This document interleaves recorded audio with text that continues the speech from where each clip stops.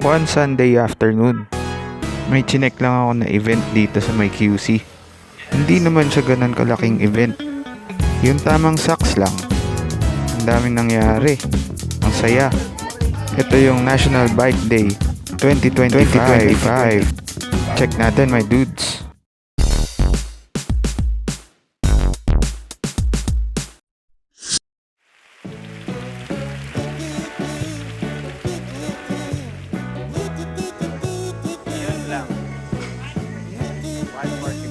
Gamit ko naman ngayon yung mini velo ko na matagal ko naiiwan dun kay Kuya Linus. Na-miss ko talaga siya. Solo bike ride, National Bike Day. Food trip muna tayo ng Tapsilog na may libreng sabaw. Ang sarap. Na-miss ko rin. Clean Plate Club din my dudes. Ito na nga pala ang ating episode 32. A short National Bike Day trip.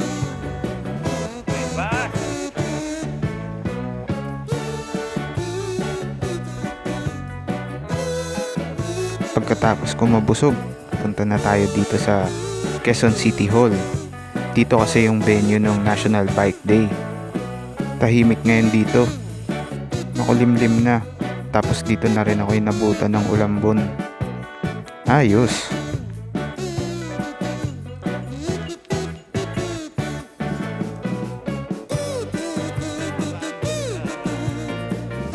Pansin ko kanina pa ako naambunan ah. Babasa lang ako.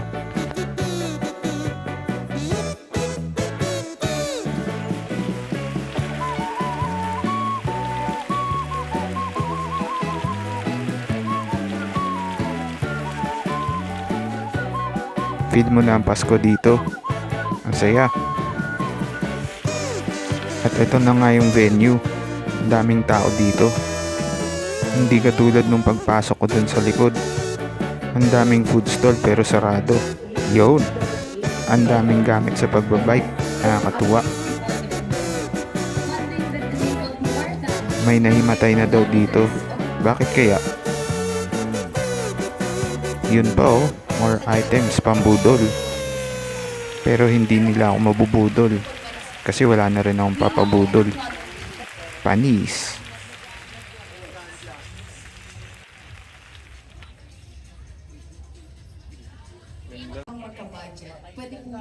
Ang gaganda ng mga bike frame nila dito.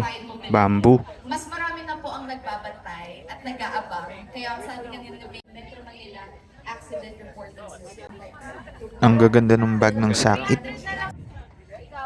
Tapos meron pa silang ibang mga items. Ang gaganda. Ito mga bam bike. Solid.